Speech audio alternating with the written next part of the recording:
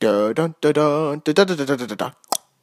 it's all the episodes of Yellowstone I've been watching lately that have invigorated this newfound interest within me of looking at the Western genre at a deeper level. And though I like the vision and the quality of Westerns, it's not a genre that, speaking directly of Western films, and I've seen plenty that are perhaps Western-esque or trying to be Western in tone.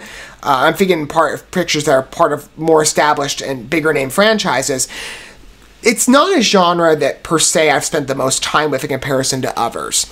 Though I have a reverence for it, like I said, on its quality, and as a long-standing Hollywood genre, you know, there are many staples, I'm sure, people think of in classics and in stars when it pertains to Western projects that come to people's minds. And maybe it's a beloved genre for you. So perhaps this film will be definitely of interest to you. I will say, like I said, even though the projects aren't related, because of Yellowstone's atmosphere, I've really been in the mood for like Western projects lately, at least Western themed.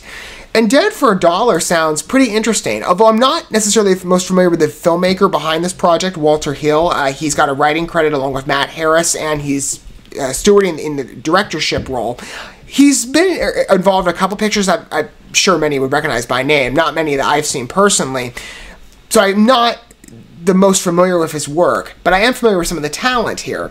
Willem Dafoe and Christoph Waltz, and I believe they are both starring in the lead roles. That's my assumption. Oh, and Hamish Linklater, I think, Linklater. I don't know how to pronounce his name. I'm sorry if I'm getting it wrong. I've heard his name as well. So maybe there's some familiar talent around, in this circuit of this movie that people would recognize. I think Willem Dafoe and Christoph Waltz especially. I'm fans of them both, especially Willem Dafoe, even though Christoph Waltz is incredibly talented too. And this project sounds pretty engaging. I mean, it sounds pretty baseline for like a sort of cowboy western, but it's a good pitch. This is what it says if you're not familiar with the project according to IMDb. The film follows a famed bounty hunter who runs into his sworn enemy, a professional gambler and outlaw that he had sent to prison years before. So again, it's sort of like this cowboy-esque western story. We're all familiar with this type of production with, the idea of revenge, and there's sophisticated, there's two sophisticated parties going after one another. It seems a genuine rivalry. I'm excited to see at least what it looks like. It's a relatively fresh production, as I just only heard about it today. In fact, it's coming out about a month from now. I'm making this as of September 1st, and that's when I believe the trailer came out as of today, at least the first one, and the movie's coming out September 30th, so it's a relatively close release. Let's see what Dead for $1 has to offer. Again, I'm in the mood for a Western project, so perhaps this will entice me, but the performances alone, I'm sure that's going to be an engaging factor. Let's give this a look. Hang on. There we go. Rated R. It's going to be an intense Western. Hey, Yellowstone to some degrees is too. I'm not familiar either with Quiver Productions. This will be a new witness for me in regard to their work as well. The first thing you were going to do when you walk out of here is get a gun, look me up. I never killed nobody that wasn't trying to kill me. Stay clear of me, Joe. You do the same. Otherwise... I like the cinematography. The close-ups are pretty interesting. Senor Max Borland is a private investigator. I wouldn't try anything foolish. Walk away from that gun. And I like the sepia overlay as well. Or sepia. Is that how you pronounce it?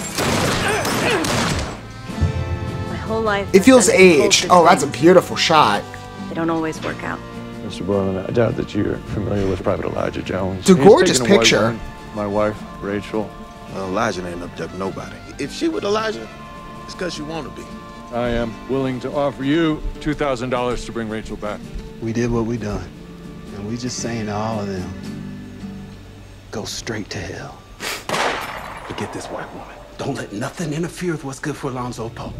Mr. Borland, are you under the impression that you are rescuing me? Your husband is on his way here. I am to watch. I'm not a damsel in distress. When my husband gets here, I'm the one with the tiny gun. It looked like a tiny prop too, but it looked very convenient in terms of transportation. Me up to Vargas might not like it one damn bit. Not that heavy. Becomes angry. It could be trouble. are you getting nervous? I don't like being lied to, and I don't like being used. I guess it's time to see how good you really are. Maybe the easiest way out of this mess is... She looks familiar. I haven't looked at her filmography, but she just has a very familiar face to me. I was curious if I'd seen her before. Most men are afraid to be mid-cards. You will follow orders.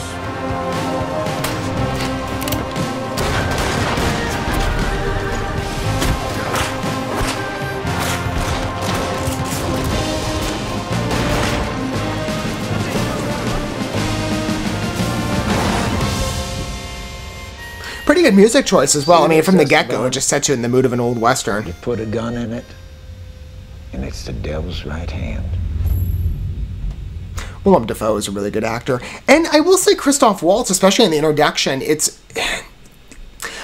None of the films I've seen him in are, I'd say, the best executed. Of course, I've looked at a couple projects that he's starred in, but the most recent memory I have of seeing him was on Spectre. And though the film, again, is like my least... Well, I haven't seen the new one yet. It's my least favorite Bond film of the group. I just didn't think it was... It was still fine. It just wasn't... It wasn't like the best out of the rest of the pictures for me, at least of a Daniel Craig line.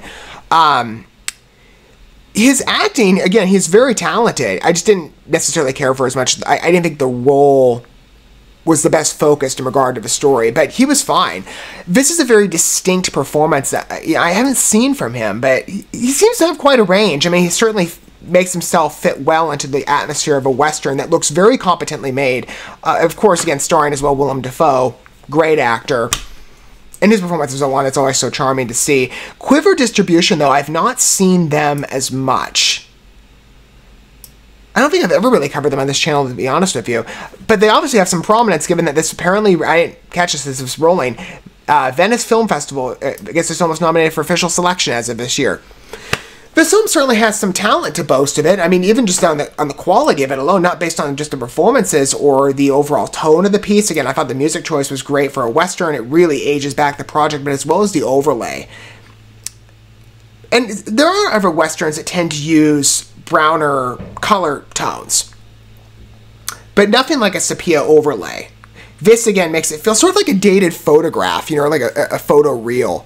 So when you look back on years ago, you know, in terms of older pictures, it really gives it this mood, even if perhaps, again, the resolution and the cinematography quality are all more focused, better realized, they're clear. It's not really a distorted image or aged, at least in that aspect. It feels distant in time. So I think maybe that's what it's trying to play at, being sort of a timeless cowboy Western picture. I find it interesting. Looks like a very competent movie, and again, it's very much early days. I don't know. I'm assuming this will probably be the only trailer stick. So, again, how prominent is Dead for a Dollar in regard to people's, you know, considerations of what's coming out these days? I mean, Willem Dafoe and Christoph Waltz might be easy attractants, but how many people you are talking about Dead for a Dollar in the scope of other films available right now? And where is this premiering? Is it going to be in theaters at all? Or they don't say. I wonder, no, IMDb doesn't even note it, at least as far as I'm aware. It just says the release date is September 30th, so maybe this is coming out streaming directly, or maybe it's going to be debuting in theaters, maybe it's going to go for a smaller theater run, or there's going to be some other release option. I find it interesting. By a lot of spades, it comes across as a very competent Western picture, and one that I would easily be game to check out. And maybe that's your position, you know. Maybe, again, I don't know necessarily where everybody's coming from on this. I'd love to hear what your angle is down below. Are you a Western fan? Or perhaps maybe it's the performances that bring you with the names. I mean, Willem Dafoe and Christoph Waltz. As well as I did see Benjamin Bratt's recognized. I think his name's familiar, too. Rachel Brosnahan and Hamish Linklater. Sorry if I'm, again, mispronouncing his name. I'm sure those are prominent draws for many in consideration of, you know, your favorite stars. If you've seen some pictures of them or two. I'd love to hear, again, what angle you come in. So maybe you're looking at the project, you know, for the first time just going, hey, you know, this is a project I would love to watch in theaters. So it looks like a very competent and well-made film, at one that got awards recognition. Whatever your thoughts are, feel free to disclose them down below if you so wish. It looks like a very thorough movie. If there's anything else, you know, release maybe a featurette or something to get a better vision in terms of the project and the filmmaking quality that went in behind the scenes, I'd be interested to learn, you know, exactly the effort that went in. But as far as the first impression based on the trailer, it looks like a very well-made film. I mean, in regard to the presentation, again, that color overlay and the palette of it being more sepia and focused, it gives us this aged feel that gives it registers it in means of being perceived as a timeless picture, or one that just came out maybe years ago in the era of more classically recognized Hollywood Western fare. It's got competent performances, and it's got, again, very prominent recognition, and I'm sure that's, you know, a point of happiness and contentment for Quiver Distribution. I'm not, again, familiar with them as like a big name distributor or production company. I haven't looked into what exactly they are, but, well, it says Quiver Distribution, it's in the name. I'd be curious to see more of their work, though. And I think I think Dead for a Dollar really speaks to its praises. I mean, it comes across in some aspects with the pitch as being sort of like a traditional Western cowboy story, but it's intriguing. I liked it. A good first reveal.